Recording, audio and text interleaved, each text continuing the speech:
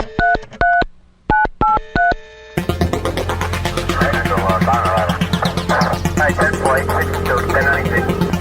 don't know Flack.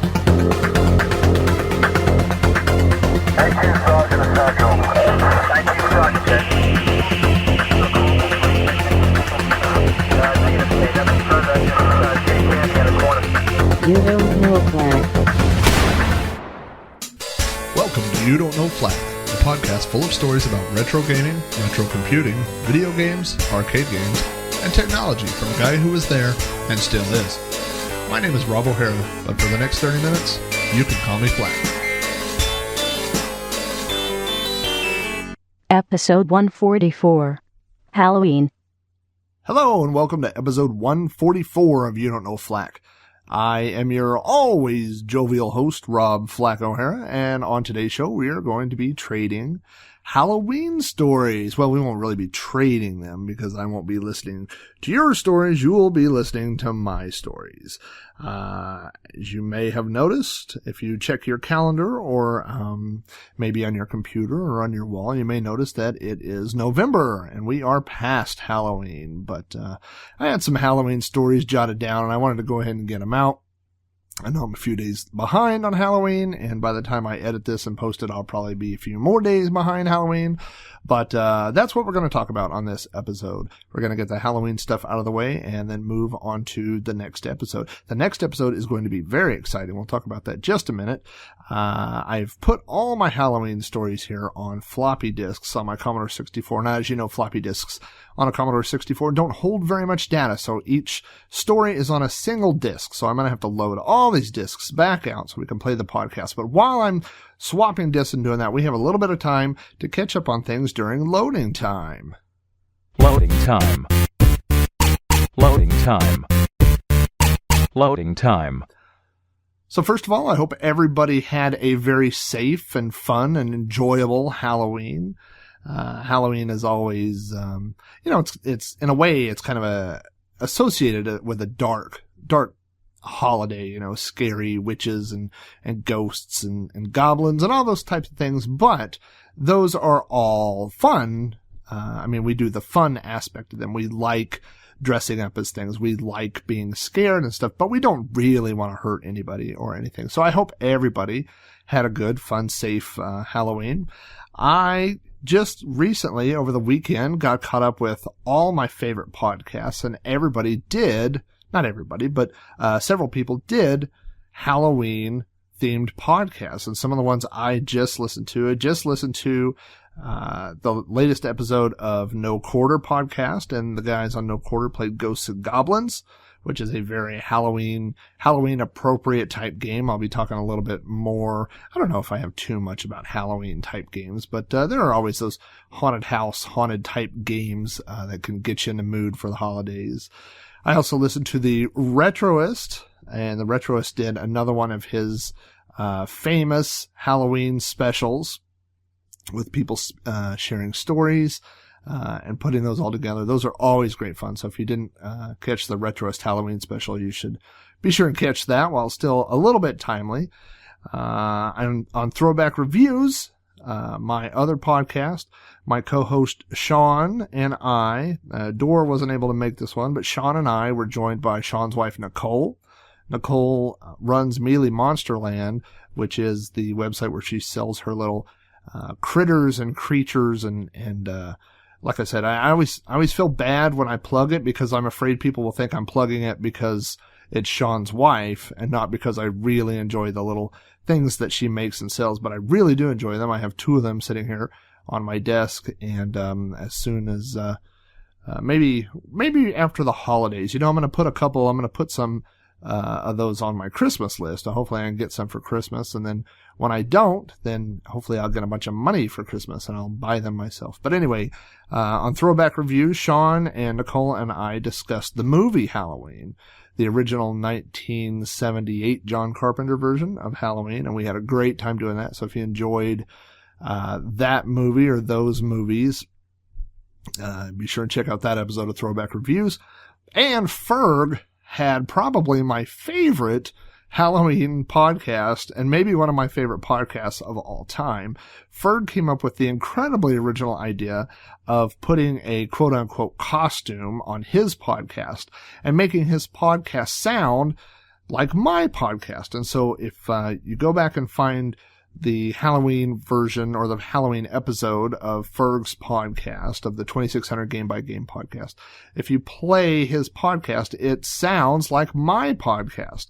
And so Ferg had hit me up about a month ago wanting to know if I had links to the original songs and samples that I had used when I built the intro for this. And what was kind of funny is that I didn't. I compiled that opening sound, the opening little sound jingle that plays when this podcast begins. I had to go track down what that song was, what the other song was. I knew I have a giant directory of video game related music and computer 8-bit type music, and so I knew it had come from that directory. But the bad news is that directory has a couple thousand songs in it. So it took me a little bit to go find the actual songs, but I did find them and sent them to Ferg. And Ferg did a really good job of imitating my podcast. So my hat's off to Ferg. Also, Ferg right now is running a Halloween contest. Now, by the time this airs, if I get this out today, which is Sunday, there should be a few days left of the contest, but what you need to do is go listen to the Halloween episode of Ferg's 2600 Game by Game podcast and listen to the intro. And he's played little sound bits from different Atari games. And so all you have to do is listen to those little sound bits and then try to guess what games they came from. And I think he said there are 17 in all. And I put my guess in, and I don't want to spoil anything. I don't want to let anything out of the bag. But Ferg told me I got less than half of them. I was hoping for the friend discount. I was hoping for the, nudge, a little bit of assistance here, Ferg, if you're hearing me. But, no, Ferg did not do that. He did not help a brother out. And, so, yeah, I got, less than half of them. So hopefully you'll do better than I did. I have to say that after listening to him, there's a lot of things on the Atari that sound, similar. That's all I'm going to say right now. But, and I don't have the answers. I don't even know for sure which ones I got right and which ones I didn't. I will swear to you, of the 17 I guessed 14. And of the 14 I guessed, I was pretty sure on about 11. And then 3 I weren't sure. So I was sure about 11, not so sure about 3, and I got 8 right. So I'm not sure. I can't wait to find out what the answer to that is. But, if your ear is better than mine, go check out the Halloween version or the Halloween episode of Ferg's 2600 Game by Game podcast, and you might want to throw your entry in. So what else is going on? It is November now. It's November 10th actually today, and I have put away all of my Halloween things. I've put away my decorations. I've stopped watching horror movies. I try to do that every October, watch horror movies to get me in the mood. I play some horror related video games, nothing too scary. I'm not, I'm more of a retro gamer, and so I even think of things like Resident Evil as being a modern game, So when I think of horror-type games, I think of Ghosts and Goblins, like the No Quarter guys recently did. I think of the Cauldron and Cauldron 2 games for the Commodore 64. I just did an episode of Sprite Castle, if you're not following spritecastle.com. On Sprite Castle, I just did an episode for Friday the 13th. I actually released that on Halloween. So there's actually Friday the 13th also for the NES, which is a completely different game than the Commodore 64 version. So there's some different stuff out there. Definitely some horror related franchises. There's a Friday the 13th game for several 8-bit consoles and computers, and I think all of them are fairly equally horrible. But you can always play those types of games to get you in the mood for Halloween. This year for Halloween, I also ran Hallowindo, and I will add a link to the show notes for Hallowindo, but basically what Hallowindo is a series of videos that you can buy, and they're pretty inexpensive. I mean, if you were to buy them all at once, it'd probably cost you $50 or something, but basically they are video loops that have been created on a computer. There's a montage version of each one, which is about 2 minutes in length. But the idea is that on Halloween, you'll hang a sheet in your window, and this requires a computer projector, a video projector. And you project these videos, you do basically reverse projection. So from inside your house, you project these videos on this sheet that's in your window. And you can either reverse them. I found you could reverse them with VLC, or when you purchase them, you get both a forward and a mirror image version of the videos. But they are fantastic. I mean, there's all these little videos of zombies walking around and scary things and bugs crawling on the window, and they're fantastic.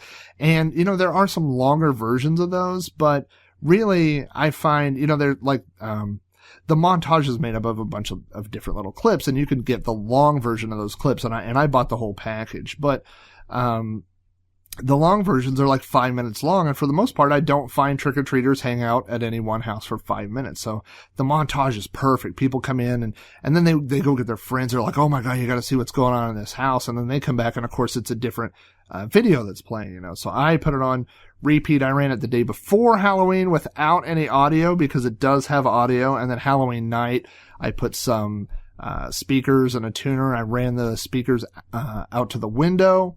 I used it on an upstairs bedroom window this time, and from the street, it was fantastic. There was a part of the video where there's lightning, and it would just light up the street, and you could hear the crackle of the thunder. It was really good. And I even had people like driving by in cars, and they would stop and they would sit in the street for a few minutes. And at one point there was a group of 10 or 12 kids sitting around watching Halloween. So it's really fun to do. And like I said, you only do it once or twice, like I did it the night before Halloween, and I did it Halloween. And then after that, you take it apart and put everything back away, and then you could do it next year, so you don't really have enough time for it to get old. But I will, I did a blog post about Halloween, but I'll add a link to the video too, cause, it's pretty cool. I don't know that it fully gives you the, what it's really like in front of it, but it gives you an idea. So, hey, that was the sound of the last disc loading here. It looks like all my stories have loaded back up right out of the Commodore 64. And so let's go ahead and get them started playing with this episode of You Don't Know Flack.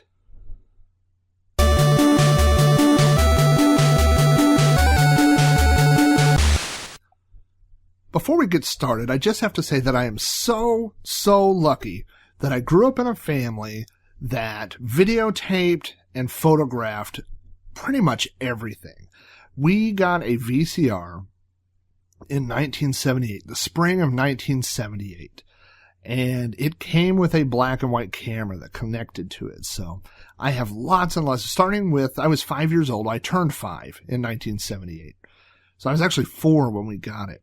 But from the Christmas of 1978 until the year or two before I moved out of my parents' home, we have all these Christmases that are recorded, and my dad would put a camera on the tripod and put it in the corner of the room. And of course my sister and I were never, we didn't cooperate very well. So he would point it at the stockings, and we would go to the tree and try to open the presents. And then he would move the camera and point it at the tree, and then we would go check out our stockings. So I think he was always having to adjust the camera to do all these things. But he also, was really into photography. And so he took tons and tons of pictures of us growing up. And so I've heard, I've had conversations with people either at work or other podcasters, people I've talked to, that say they don't remember what they were for Halloween. They don't remember this year, what was I or whatever.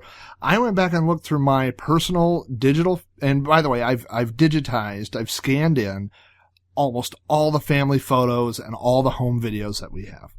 So when people say, I don't, remember what I was for Halloween, I go back and I just look, and I have all these pictures, so I have pictures of me in all these different costumes over the year. And there's a year or two that kind of blur together. So I'm not exactly sure, like, okay, this year I was this and this year I dressed up as that. But for the most part, I have a pretty good record of all these things. And so I'm always really appreciative that we have this little video and photographic library that I can refer back to. The oldest Halloween-related picture I could find of myself is when I was 4 years old. And that year for Halloween, I still lived in Bethany. We hadn't moved to the house that I grew up in yet. We moved the following summer. We moved the summer of 78 to the house. So I was still 4 when we moved to the house. And my dad still lives in that house. So it's the house I lived in my whole life, basically. But before we lived there, for 4 years, we lived in Bethany, which is a smaller, older little town, smaller start houses. I mean, the houses are, a lot of them I think ours was smaller than 1,000 square foot. It was like a 900 square foot house, something like that. And, so there's this picture of me, and my buddy lived across the street, and his name was Scott. And, Scott Chapman, who's one of those people that I have not been able to locate. I don't know if he never got on Facebook. I don't know whatever happened, but, I've lost contact with Scott Chapman. But anyway, so there's a photo of us, and we're getting ready to go trick-or-treating. And Scott is wearing a devil costume, like one of those costumes that you got out of the, I think they call them box costumes, just came from the store, the plastic mask, and then like a vinyl thing, that you would wear, like a poncho almost, with a picture of the devil on it. And I'm dressed as a ghost, and I'm going to tell you this right now. I don't care how many pictures of kittens, babies, unicorns, whatever you look at, this picture is one of the 3 cutest pictures you'll ever see in your life. I'm wearing, it's basically like a tiny little bed sheet, and it has eye holes cut out of it, and then it has like a green string around the neck to kind of give it a little shape or whatever, but it is adorable. I have no qualms about describing it that way. It is the cutest little picture. So that was the Halloween of 77. I went as a ghost. And, for the most part, I'm kind of looking through, I don't know, I guess it was about 50-50. I don't know that I was always a horror type person for Halloween. So moving on, let's see. I don't really remember that costume. I have this picture. And so vaguely, I think I remember the picture more than I remember doing that. But my real Halloween memories start, I guess, the following year when we moved to the house that I grew up in. And that's in a neighborhood called Sun Valley. It's in Yukon, Oklahoma. It's just outside of Oklahoma City, a little suburb. And one of the great things about Sun Valley is that it is 6 blocks. And, they're all in a row. So it's a big rectangle type neighborhood. And there are 2 streets that run east and west, like on either end. And then it's divided up into 6 blocks.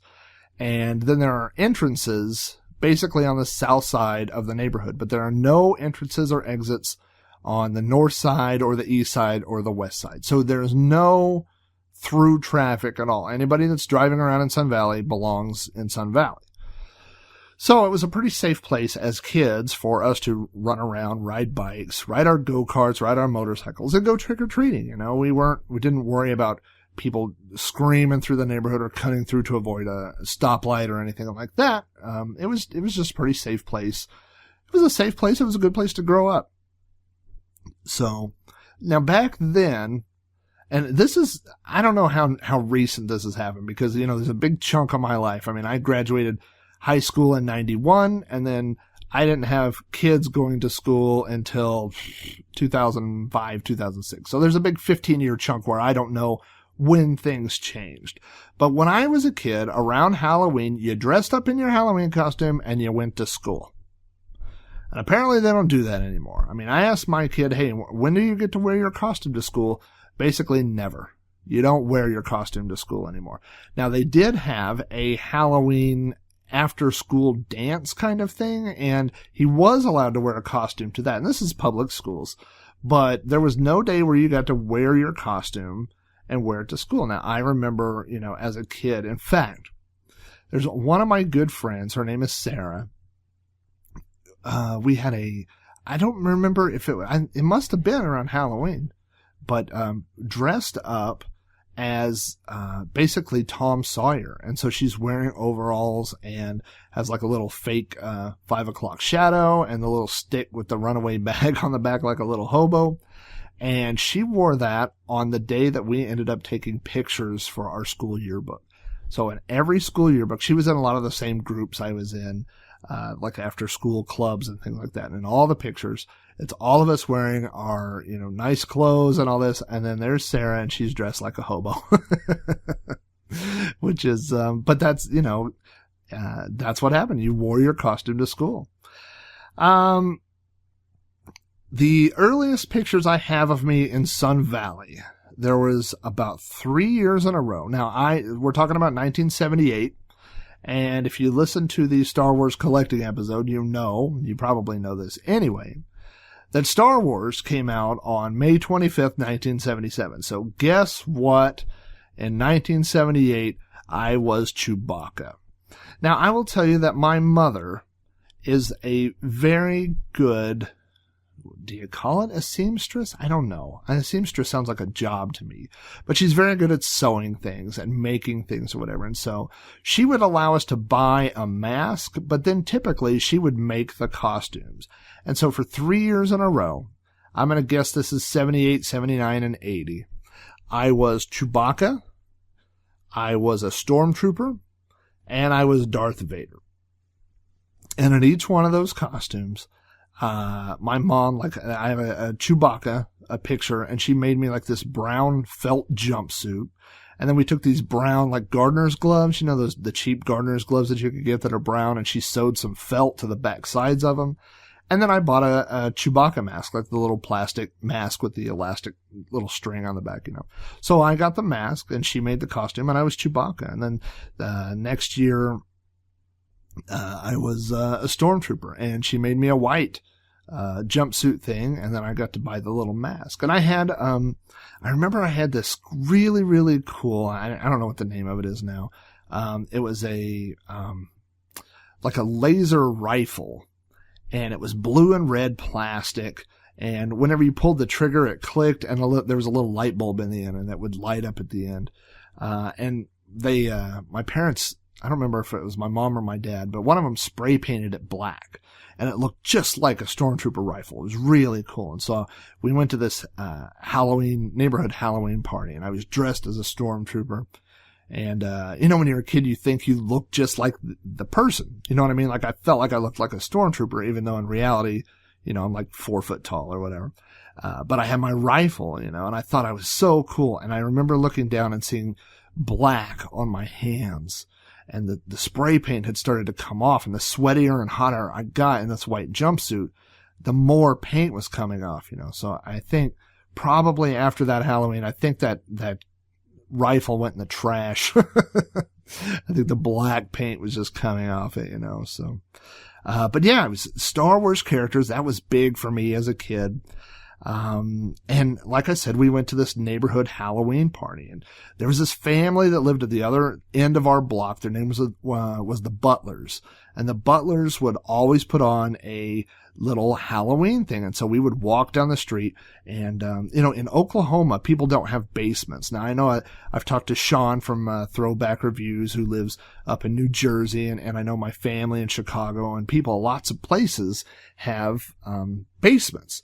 But in Oklahoma, it's very, very uncommon to have a basement. I think I've been in actually 2 houses in my life in Oklahoma that had basements. And part of the reason why is because the soil in Oklahoma is made of really hard clay. Once you dig down about a foot, it just turns into this clay that's really hard, and it's tough to dig through, which obviously, you know, big machinery could dig through it with no problem. But during the winter, when everything contracts, and then in the summer when it expands, it breaks concrete, and it will break your basement walls. So they can make basements, but from what I understand, they have to pour it in all one piece. They can't pour the floor and wait for it to dry and then pour the walls, because it would all be separate pieces of concrete.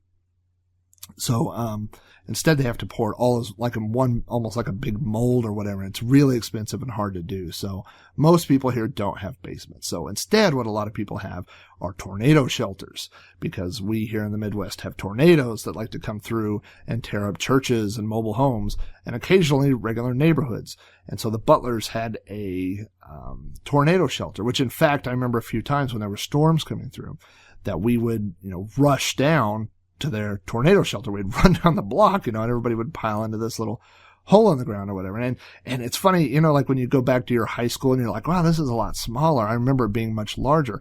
I remember there being, you know, dozens and dozens of people in this tornado shelter, and there's no way it was that big. I mean, it had to be, you know, really small. But, anyway, the Butlers would set up a haunted house down in their little tornado shelter, and the kids would go through the haunted house, and it was the very most stereotypical thing you can imagine. You know, it was, I remember that they had the bowl of grapes. So these are eyeballs, you know, and you would touch those. And I think there may have been a bowl of spaghetti that was supposed to be brains or whatever. But as little kids, it was really fun, So I remember that. And they also had it was 3 daughters. The Butlers, had 3 daughters. And, the oldest one, I'm pretty sure it was the oldest one, had a crystal ball, and it had like a light switch underneath, it took AA batteries. It's pretty magical. And, so you would turn the light on, and they would do fortune readings, or, tell you your fortune or whatever. So it was always fun. We would always go down there around Halloween time, but I'll always remember that. And I have a picture. The Butlers had these giant yellow/gold color curtains. And so there's a great picture of me and my, all my friends and everything. And we're all dressed up. My buddy Andy, I think he's dressed up as Fred Flintstone in a little plastic thing, one of the little plastic box costumes. Another one of my friends is Popeye. And then there's me right in the middle with my big stormtrooper helmet and my white jumpsuit and my stormtrooper rifle. I think that's right before all the paint started coming off. So, pretty soon I became, let's see, I would have been, once we moved to there, 7, 8, 9, 10, I was a, vampire. I remember that. I really remember because, the only vivid memory I have of that year is that my mom slicked my hair back and then drew a widow's peak on the front of my forehead, which I didn't really understand, the point of that. But, in retrospect, I do now, of course. But I was a Dracula, probably. And then I was the devil one year, and it was the world's weirdest. It wasn't weird. My mom is a huge fan of garage sales, and she found this, devil mask. And for some reason, it was like that really thin latex. So when you moved your head, it would just like wobble all around. It didn't really fit my head. It was probably like an adult sized mask, and the latex was really thin. So it was kind of droopy on my head. And it had big yellow teeth. They're not fangs. They weren't sharp. It was almost like kind of a silly yellow teeth that I remember. And then I had a red long sleeve shirt, like a flannel shirt, not flannel, but, almost like flannel pajamas, and then these red tights. And so I wore this, and I think my mom got me a toy plastic pitchfork that was way too small. It's like a foot long. It was almost like a barbecue. I could just see like standing out with a barbecue with this little plastic pitchfork flipping steaks, but that's what it was like. It was like a barbecue utensil. It was plastic, of course. So I was the devil that year. And then if you've listened to, I don't remember what number it was, the episode, the You Don't Know Flack episode, which is all about ninjas, then you know that for 1 year I was a ninja. And, dressed up like a ninja. And let me tell you, as an adult, taking kids trick-or-treating, I want my kids to be dressed up as light bulbs. I want my kids to be wearing, my daughter this year was a white witchy ghoul thing, which was great. She was wearing a white dress, her hair was white, her face was white, and cars could see her. So at the age of 12, roughly, maybe 13, I was a ninja. I was dressed in black from head to toe with the entire intent of disappearing into the night. And I am so amazed that I did not get hit by a car or killed. I even remember that I put on this sword, and I went trick-or-treating wearing a sword, which now will get you tased. That will get the cops called on you. And there was a special thing around Halloween where if you went to McDonald's and you went in with your costume, you could get like a little coupon. It was like trick-or-treating McDonald's. And McDonald's was far enough away for us. Maybe a 10-minute drive, but I think we did that maybe like on the way home from school or something like that. But I remember going to McDonald's wearing this ninja suit and a sword. And the guy behind the counter was like, "Hey, he can't have a sword in here." And I'm like, first of all, I'm 12, and so I'm like, you never know. And thinking back, I don't know if the guy was kidding. Cause sometimes when adults kid with you and you're a little kid, it's hard to read them, so I don't really know if he was kidding or not, but it seemed pretty serious to me that he was not happy that I was at McDonald's with a sword. But, I do remember getting a hot fudge sundae and I ate it in my ninja mask. Then I was a werewolf, and the following year I was a werewolf and an old man. So I'll explain that.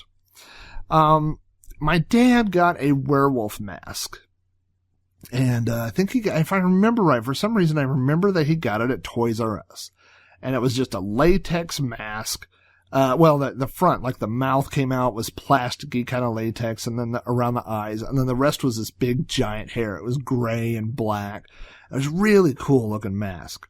And so one year for Halloween, I dressed up, and I was like, I was trying to figure out like what kind of costume do you wear when you're a werewolf. But then, I figured out, hey, people turn into werewolves, so I'll just dress like a person and I'll put on this werewolf mask. And that's what I did. And so I just wore like a coat and whatever. And people were like, oh, what's your costume? I'm like, I just turned into a werewolf. Ah. I don't think I did that voice, but anyway, it worked, And so the following year, my mom took me out, shopping for Halloween. Like, what would you do?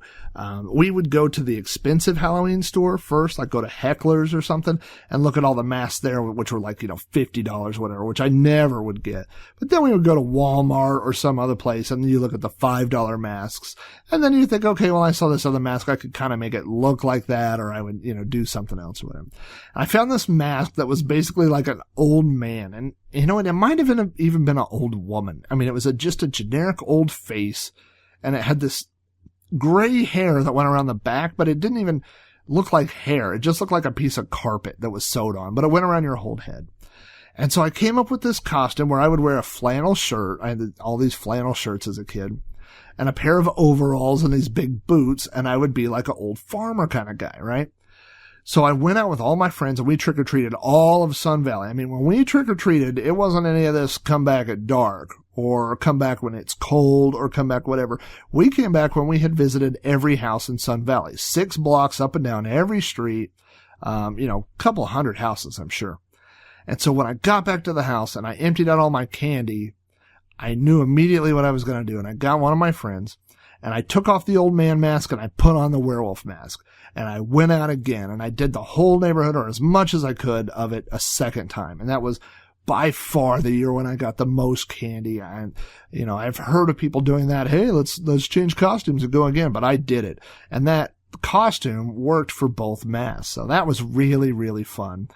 That was a year I remember, when you're a kid, you just have these little memories, these moments that stick with you. And I had gotten a bed, like a pillowcase is what I used that year for my candy. And I got so much, it was so heavy that when I was walking home, I was dragging it, and I literally put a hole in the pillowcase. And so I had candy coming out the end, and I just remember being devastated, because you would look and it wasn't like, a whole trail of candy. It was just like a piece there, and, but I had so much. That was like the second round. So I had so much candy, it wasn't worth going back for. I just picked up, the other end of the thing and held it together and went home and called it a day.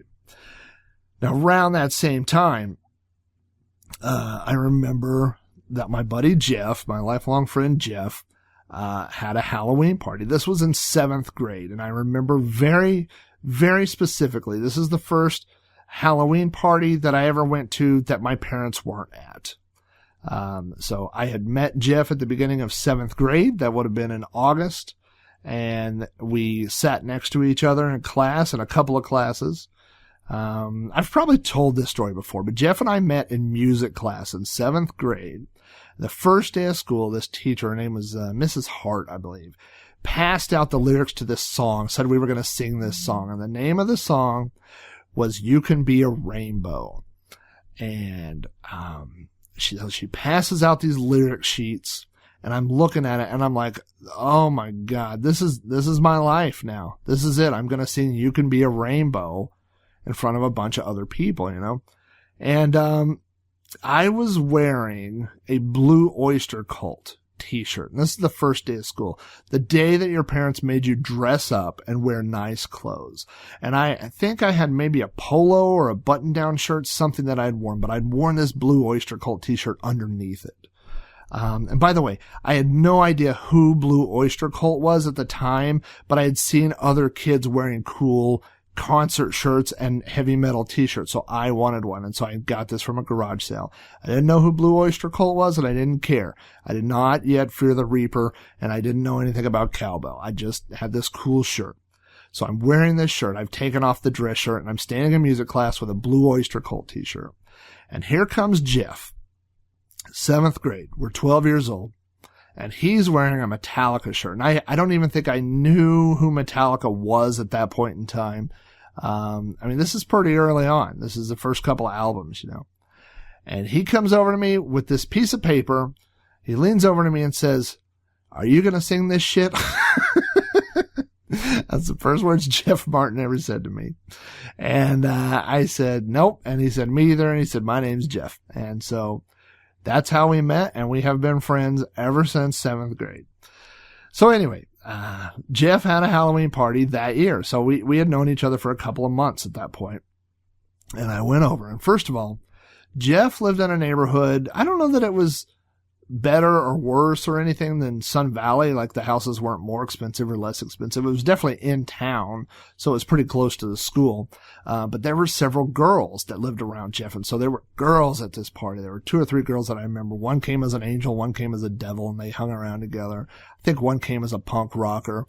And this was really most of these girls at this party went on to become so popular that they would never talk to me again.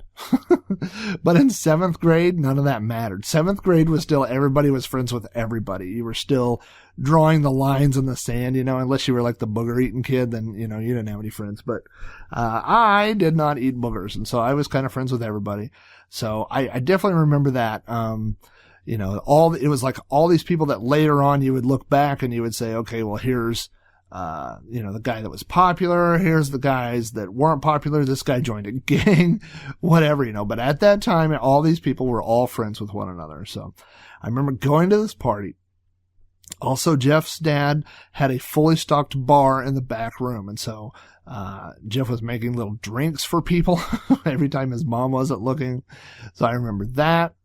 And Jeff was showing the first Friday the 13th. Actually, it might not even been the first. I think it might have been a later one, maybe second or third Friday the 13th movie. And they were playing it and they had all the lights out. We were watching it in the living room. And you know, I remember in 6th grade, I saw the first Nightmare on Elm Street. And I believe it was 6th or 7th grade when I saw Children of the Corn. But I know that I hadn't seen any Friday the 13th movies. So his mom was in there and she was like, whatever y'all want to watch. And so we watched that, and kids were in there sneaking little drinks of booze or whatever. This is 7th grade, but it was a great party. And, I do remember that, there were these kids that I thought, I was going to get in a fight with because they had come dressed in their karate suits. And I guess they both, took karate. And so, Jeff had told them that I took karate and they were wanting to battle or something. I don't know, something silly that 7th graders do. But anyway, I wore the werewolf mask. So I was not in the mood to do any karate at that party. I can tell you that. But, I seem to remember also Jeff had a big hot tub in his back, in that same room where the bar was, and they had put a big thing of dry ice in the hot tub and it was smoking. And it was really cool. It's the first time I think I'd ever seen dry ice, like at an actual, you know, party like that. So that was cool. Jeff always had, he got this mask that looked like the Grim Reaper. It was a big black hood and a skeleton face and eyes that were flashing red LEDs. And I'm pretty sure that's the only mask Jeff ever owned. I think anytime I saw Jeff dressed up from 7th grade to high school to whatever, he wore that mask. I think that's the only costume I've ever seen him wear. Anyway, back to trick-or-treating. I just heard and I listened to so many Halloween podcasts recently, so forgive me, I forget which one it came from, but somebody was talking about getting things other than candy. And that happened. You know, sometimes you would get the little spider rings. I remember getting those. I remember getting Halloween pencils. And the only thing pencils were good for is we played a lot of track and field, the arcade game, and you could run faster if you use this little technique where you, put your middle finger down and then you use the pencil to hit the run buttons, almost like a little seesaw, and you could get really fast if you did that. And so I if it was a good pencil that could be used for that, I guess that was okay. Sometimes they'd give you money. There was one family, I talked about this when I did last year, the Retroist Halloween special. There was one lady that would give out popcorn balls, but you had to have a note from your parents. And it was all the way on the other side of Sun Valley. So, I mean, it would probably take you 15 or 20 minutes to walk home and get a note and walk back. There's no way it was worth it, so we would never get that. And then every now and then we would get fruit.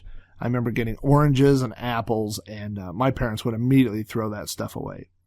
I did the same thing. This year, there's a house, probably 10 houses down from us right now, and I forgot about it because he did it last year, but then when he did it again this year, I was like, oh, that's that house, and we've just marked that house off.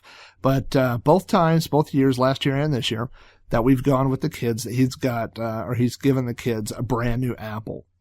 And I tell the kids, you say, thank you very much. We take the apple, and then about 3 houses down, there's a huge creek, that you drive over this little bridge. And then, we actually, because the houses are far enough apart out here and not that many people participate, we took the golf cart. I have a golf cart.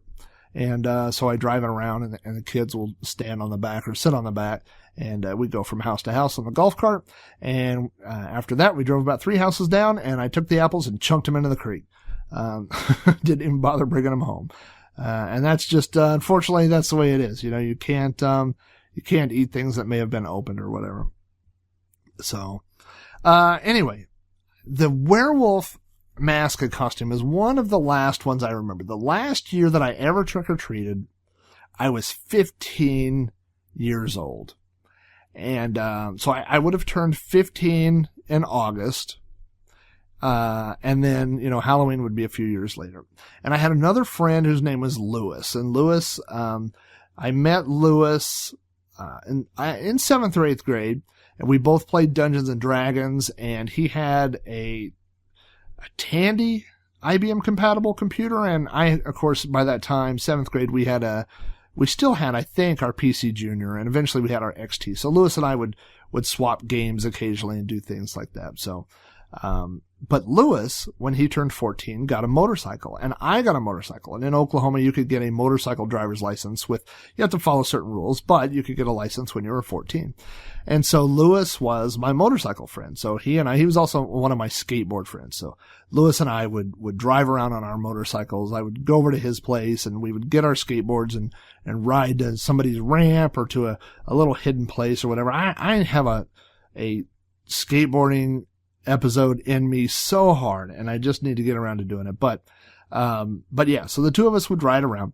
And so we came up with this idea that we were going to be the Blues Brothers for Halloween. And we were going to get on our motorcycles and go to, a couple other neighborhoods and go see our friends and do stuff like that and go trick or treating. So, and like I said, we're 15. And by the way, when I was 14, I got a job. I worked at a concession stand with Jeff, and our other friend Andy. And so the 3 of us worked at a concession stand. I worked 4 or 5 days a week. So it's not like I didn't have money to buy candy with, and Lewis got a job when he was 14, across the street, from his place. There was I guess you call it a nursery for plants and stuff, like a greenhouse. And he would, go out and take care of all these plants and stuff. So both of us had jobs. I mean, if that's, putting this in, putting it in perspective, I guess. So anyway, I told Lewis, I said, hey, let's dress up like the Blues Brothers. He says, yeah, that's a great idea. We'll get on our motorcycles. We'll drive somewhere. So I dressed. Now, this is my idea of the Blues Brothers. They wear a black suit, white shirt, black tie, sunglasses, and black hats. Okay. I don't have any of that. So I had black pants, I think a white t-shirt. I had this, a denim blazer that I got. So I have that on, some sunglasses. And one year for Halloween, my dad was Indiana Jones. And so I have his Indiana Jones, fedora, which is tan.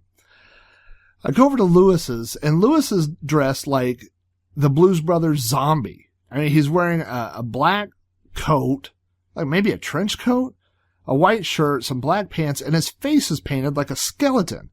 And I'm like, what the heck are you? He's like, I'm a Blues Brother. I'm a zombie. And I'm like, the Blues Brothers aren't zombies, which I guess at that point, John Belushi could have been.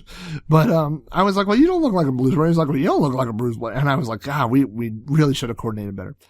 So we got on our motorcycles. We drive out to this neighborhood, and it's like the second or third house we knock on the door, and it's this girl from our class. And we're standing there, and she's like, what are y'all doing? And we're like, whoa, we're trick-or-treating, you know? And she's like, aren't y'all kind of old for trick-or-treating? And I'm like, yeah. And it's very awkward, you know, because she had assumed the role of the person. Now she's the person giving out candy. And we're the guys riding our motorcycles around town. Like we had to take off work for a day to go trick-or-treating. And it was like the third house that we went to. And I told Lewis, I was like, yeah, dude, we're too old for this. He's like, yeah. And so I think we said, see you later. And we both went home or whatever. And that was really like the last time I ever trick-or-treated. It was just like a ton of bricks that it came down on me. Like, oh, it just hit me. We're too old for that. Stunk, man, you know? And so, for a long time, I didn't do anything for Halloween. We, you know, would decorate our house and do things like that, you know, and pass out candy. But I didn't, go to Halloween parties. I didn't hardly do anything like that. As an adult, there was lots of years I didn't dress up. I didn't dress up again until, we had Mason. And so Mason went to a daycare where I work. And where I work, all these buildings, it's a big campus, and all the buildings are connected underground, by tunnels. And so the daycare takes the kids out, and they do a thing where they called, haunt the tunnels. So they go around and all the people that work there, we go down and stand in the tunnels and we hand out candy. So it's like trick-or-treating, but, you know, it's during the day. It's for little kids. And they said, you know, everybody should, you know, you could dress up or whatever. And so it was, I could tell you the year. It would have been 2000 and, well, I said I could tell you the year. Mason was born, well, it would have been 2002. Because my son was born in December of 2001. So the next year he would have been about 10 months old or whatever. And they have like a big buggy and they push the little babies around. And of course they dress you up in, you know, your little suit or whatever. And kids have no idea what's going on. And my wife and I both dressed up as Star Wars characters. And she dressed up as Queen Amidala in a completely homemade costume, which was fantastic looking, and I dressed up as the world's fattest sand person. I was a Tusken Raider. I looked like the Tusken Raider that got lucky when everybody else was living in the desert, and somehow I had found a Vegas buffet. But the costume, Susan helped me make the costume. It was really good. I had the gun straps that went over each shoulder and I think the gaffy stick, I think that's the name of it. And I found plans on the internet of how to make one out of things that you could find at the local hardware store. And it was like PVC pipe and a funnel and like a saucer and all these things that just look ridiculous. And I glued it all together and painted it how they said or whatever. And it looked awesome. It was really cool. And, unfortunately there's a picture of us together, but I don't have the gaffy stick because, we did it at work and I couldn't take it at work. And also I had bought the mask, and the mask was the worst part. I mean, it was great because the mask looked good, but it was like really skin tight. I just remember being really uncomfortable and hard to breathe in. But anyway, so we did that. And then a year or two later, my friend Jeff had another Halloween party. Of course, now we're adults, you know. And this was right after Blair Witch had come out. I don't know if you remember. I'm sure you do remember the movie Blair Witch. And so we decorated Jeff's whole house, the whole living room and dining room. We put butcher paper. We hung it all over the walls. And the day before, we went and got red paint. And we put our hands in red paint. And we stuck our handprints all over the wall. And then we went in with little markers and stuff. And we drew the Blair Witch little stick man signals on stuff. And we also had found, I think, one of the Danzig albums, maybe Danzig 4 or something. There's all this writing and it looks really evil. Like it's a weird font, and so we wrote weird words in these fonts. They weren't even real words. We just, and the whole place looked really creepy, especially with, the lights turned dim, some black lights and a strobe light and stuff. So it was really cool. And, I didn't know what I was going to be that year. I didn't want to be a Star Wars guy. I wanted to be something cool, And right around this time is when the Monica Lewinsky scandal came out. And I said, I'm going to be Monica Lewinsky. And let me tell you what, this does not reflect my personal opinion or view of anybody. I am really a live and let live type guy. Whatever you want to do, whoever you want to do it with, I'm okay with. That doesn't bother me. But I found out that I was really uncomfortable wearing a dress. Even in a joking manner, even in, no one would have mistaken me for a girl. I had a big full beard and black hairy legs and black hairy arms. Everybody thought it was very funny. I was very uncomfortable the whole time. I even had a little wig on, and I wore that costume for about 15 minutes, and I just had to go change. There was something about it.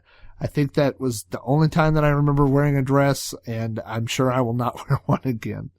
I've never worn a kilt. I don't have anything against kilts. And, I'm Irish. So maybe, I don't know. I think that's more of I know Doug McCoy's talked about, wearing kilts, more, going to Scottish type things. I think he's, of Scottish descent. And, so that doesn't bother me, but there was something about wearing a dress that I just couldn't deal with. Just mentally, there was something about it that bothered me. So I was Monica Lewinsky for about an hour and, came out of that costume pretty quickly. In, the late 90s, I moved to Spokane, Washington, and I lived in Spokane for about a year and a half. And when I moved to Spokane, it was for work. And my wife stayed behind. She stayed in Oklahoma for a couple months trying to sell our house. So I took the bare essentials. And I've joked that my idea when I was, this would have been 96. So when I was 22, 23, my idea of the bare essentials are much, much different than what I consider the bare essentials to be now. The bare essentials to me then were a PC, a 13-inch television with my Super Nintendo, a few days of clothes, and a floppy chair to sleep on. I'm trying to think if I took anything else. Here's things I didn't take.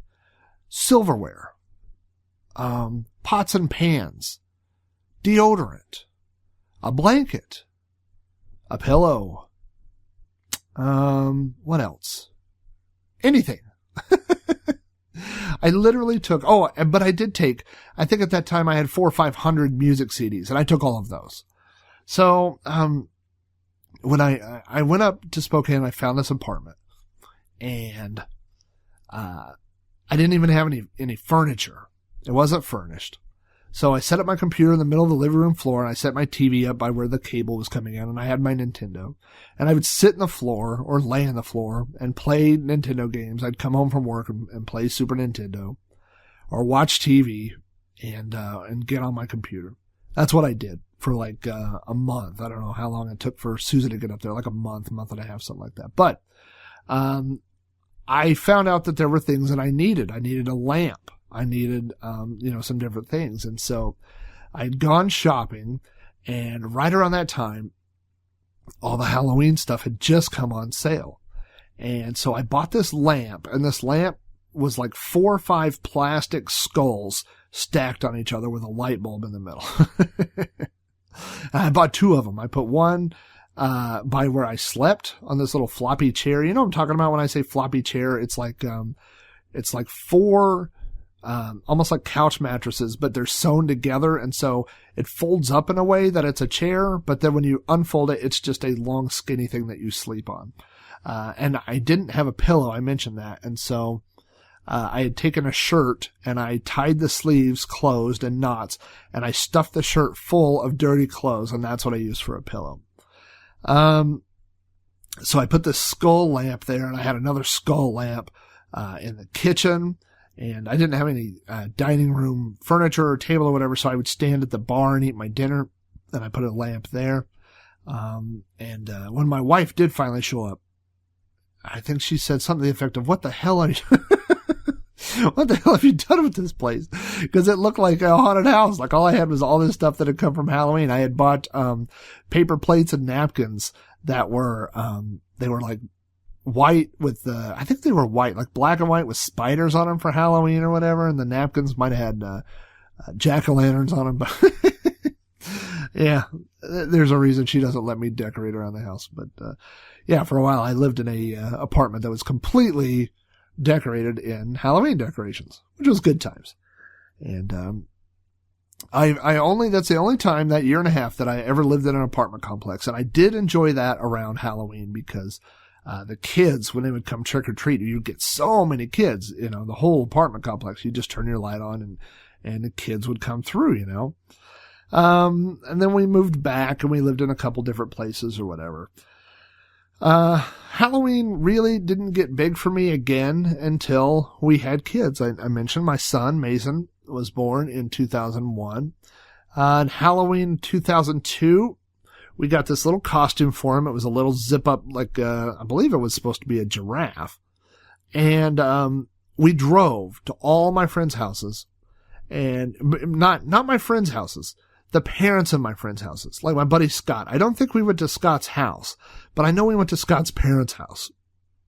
And basically, it was an excuse to drive around and show off my kid. Anybody that hadn't seen my kid at that point, they got to see my kid. And so that's what we did. And people would give you these giant things of candy. And I'm like, my kid's 10 months old. He doesn't even have any teeth.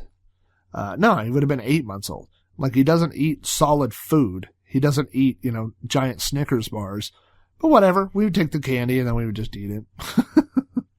But that was a really, really fun Halloween, just going around and Halloween for me has always been very social. I've always enjoyed seeing friends doing things, around Halloween time. So that was a really cool year. And then, my daughter was born, in the summer of 2005.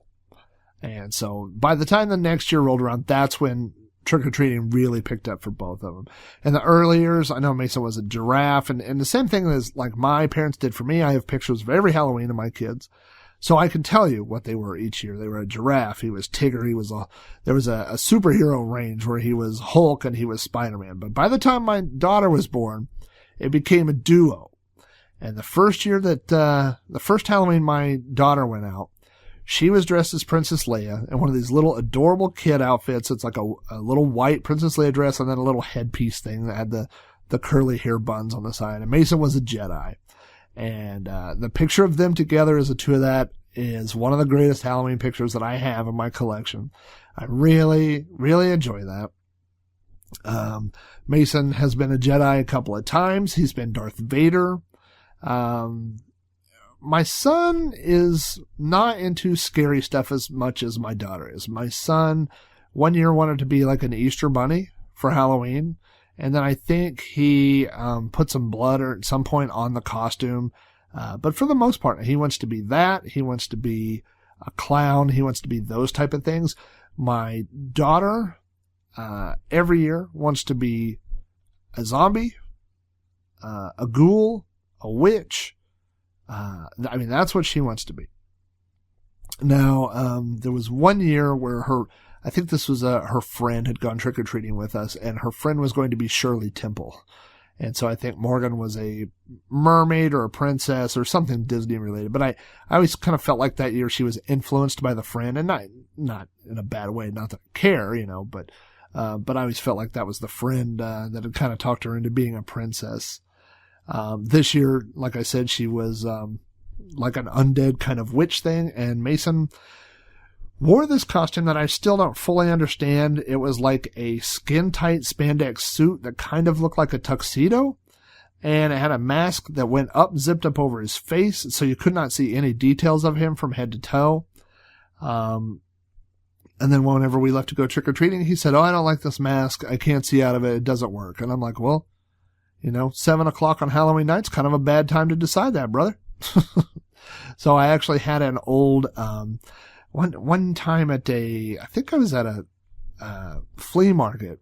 There was a guy that was selling wrestler masks, like the old school, like the Mexican wrestlers, like the luchadors, for like $3, a skin tight mask, whatever. And so Mason said, "Hey, can I wear that?" I said, "Knock yourself out." And so somebody made the mistake of asking my son what he was supposed to be at one of the houses they trick-or-treated, and after like 10 minutes I'm like, "All right, buddy, wrap it up." He's trying to explain he's like a tuxedo guy, this and that, but he's got a wrestler suit and this and that because this mask didn't work. And I'm like, all right, they really don't care. Just say you're funny wrestler guy and be over it, We also, the universal symbol for you are a house to trick or treat is putting your porch light on. If you don't know that, you should know that. I thought everybody in the world knew that. If you have candy to hand out, you turn on your porch light. If you don't have candy, you're not participating in Halloween, turn your porch light off. It's a very, very simple system. When you run out of candy, you turn your porch light off. People leave you alone. So one of the first houses we went to had their porch light on. The kids went up, knocked on the door. And, I'm sitting in the driveway in the golf cart. And, this is like taking too long. Like when you trick or treat somebody, it should take I'm going to say, I'll give you between 10 and 30 seconds. This is like 4 or 5 minutes. It's going on. And finally the guy comes out. And so when the kids come back, I'm like, oh, what was that all about? Well, the guy forgot it was Halloween and he forgot his light was on. So he felt bad. And so he had gone back into the house to get some change. So he gave the kids money and the kids complained that Morgan got more money than Mason. I said, we'll split it up when we get home. But Mason got like 2 quarters and Morgan got like 15 pennies. So they had thought that Morgan got more, but in reality, Mason got more money. It was a whole ridiculous thing. I had him put all the money on the counter. I said, I'll split it up. And I took it to work and I bought some candy with it. So problem solved. So what else? One of the things now that's different, I was thinking about things that are different now than when I was a kid. One thing that's different now is there's so many different alternatives to trick-or-treating. And maybe some of those were around when I was a kid and I just didn't know it. One is called trunk or treat. I don't know if you've heard of this. It's where cars go to I've seen this a lot of churches. Cars will go to a church. Everybody parks and then they park with their trunks facing out and they open up so they decorate their trunks in Halloween ways. And then the kids get to go trick or treat. They just do it in a safe parking lot type thing. So they go car to car and they get lots of candy. There is the Haunt the Tunnels that I mentioned, which they do at my work every year. So the kids get to do that. We also have Haunt the Zoo here in Oklahoma City where they decorate the zoo and, do it up like Halloween stuff. And then you go and trick or treat. Now here's the problem. And I use the word problem. When I say problem, I mean problem. I don't like it. A few years ago, they also had Haunt the School or something like that, which was the high school. And each classroom, they decorated their door and then they had high school students and they were sitting there and, they were passing out candy. You take your kids up there. So a few years ago, my kids, were going to the daycare at my work. And so they had done Haunt the Tunnels. And then there was a haunted house kind of thing at the community center, and they went and did that, and they got lots of candy there. And they also did a trunk or treat thing at that same event. And then it just so happened that it worked on a weekend where we could go do Haunt the Zoo. And so by the time Halloween rolled around, October 31st, Halloween night, the night that you trick or treat, my kids told me they had enough candy, they didn't want to go trick or treat. And I put my foot down. I know the trend is getting away from trick-or-treating. People don't want to trick-or-treat. Everybody's afraid to go outside. Everybody's afraid to let their kids play outside. Everybody's afraid. My wife is afraid to go to the store and leave our 11-year-old here at home alone. My 11-year-old, if you leave him here alone, the first thing he will go do is turn on the PlayStation, and when you come back, he'll be sitting here at the PlayStation. If the house burns down, as long as the house does not burn the area 6 feet around where the PlayStation is, my son will be just fine. If it happens to burn and there's smoke inhalation, anything else like that, my son will die, and his last thoughts will be, there's something wrong with the PlayStation. That's all he wants to do is play PlayStation. He's not going to, kids, I don't know that they make prank calls anymore. I mean, caller ID, my kids have grown up in a world where that's all they know is caller ID. My kids don't know how to block caller ID. If anything, they would make crank Skype calls, I'm guessing. But anyway, my kids are not going to get in trouble, but people are afraid. And people don't like trick-or-treating anymore. So we have all these alternatives to trick-or-treating. And I said 2 words. Too bad. I said, get your costumes on. They said, well, it's, my wife said, it's kind of cold. I don't care. Put some underwear on. Put on 2 layers of clothes. Put those costumes on. We're going trick-or-treating. Well, there's not that many people. Well, good. Then that means you're getting more candy. I don't care. I don't want to hear the excuses. I think all those other things are nice. What's the right word? They are accents, maybe. They are extra to trick-or-treating. They are not alternatives to trick-or-treating. I don't believe, me personally. As long as my kids can walk, as long as they're not too old, if they have jobs, if you have to schedule off time to go trick-or-treating, it might be too old. It might be time for you to hang it up. But I don't like the idea of people doing that stuff instead of trick-or-treating. For me, Halloween is about trick-or-treating. And by trick-or-treating, I mean in a neighborhood, in your neighborhood, somewhere like that, or with your friends. You know, I had so many good memories of doing that. I don't want to rob my kids of that. I don't want them to be too afraid to go out at night, to go out in their own neighborhood and go around. Now, I'm sure what's going to happen is some year my son's going to dress up as a ninja. He's going to get hit by a car. And then I'm going to get the whole I told you so. If only we had trunk or treated. I don't care. You know what? You get hit trick-or-treating, you're taking one for the team. I feel like you earned it. Not really. You know, I don't really mean that. But, no, I just feel like trick-or-treating is the thing that you do. And the other things are all extra. So if you want to do the extra things, it's okay. If you want to eat the icing first on your cake, that's fine, but you're still going to eat the cake. You know what I'm saying? I don't know. So, and maybe that's just me. Maybe other people don't feel that way, but that's the way I feel. And so this year, we had the Halloween thing set up. We had candy. At first we did the lame thing where you leave the bowl on the front porch and told people to only take one piece of candy. I think Guy Hutchison talked about this, Guy and John Jay on Adventure Club podcast, were saying that they were amazed that more people didn't just steal the bowl of candy. But that doesn't happen here. People just take their one piece of candy. I'm surprised people don't leave a note that says thank you. And then they move on. So we took the kids trick-or-treating. I took the kids, my wife and I both took the kids trick-or-treating for a little bit. And then we brought my wife back and then she stayed here and handed out candy. I took the kids out some more. And then we came out, my daughter wanted to hand out candy, so she did that. And by that time there was a crowd of people out front watching Halloween and, having a good time. So we did the trick-or-treat thing. We all got home. And then I did the thing that my parents used to do to me that I didn't know what they were doing until I got older. I told the kids, I was like, well, put all your candy in here and I'm going to pour it all in here and I'm going to go through here and make sure there's no razors, there's no poison, no needles, you know, and they're like, okay. And they put all their candy in here and then they left. And then I went through and I picked out all the Whoppers and a few of the Reese's and a couple of the Kit Kats. I think I might be a chocolate person. And I pull all those and I put in my little tiny thing on the side and I was like, okay, it's all good. I went through all the candy. You know, I didn't realize, my parents used to do that to me. They would go through our candy. I didn't realize what they were doing until I did it to my kids. Like my kids had dumped out all their candy one time and I was looking and I was going through it, you know, and then I was like, hey, wait a minute. That's what my parents were doing. So anyway, it was, we had a good Halloween. The kids had fun. We went trick-or-treating. The kids got, you know, the fewer and fewer kids, it's kind of a weird trade-off. The fewer kids that go trick-or-treating, the fewer people, that participate, the fewer houses that do it. But the houses that do it, you know, when I was a kid, you get one piece of candy, two pieces of candy. Now every house is like, just take a handful, just grab some candy. And we did the same thing. You know, just because you know you're going to have candy left over. And so, I hope that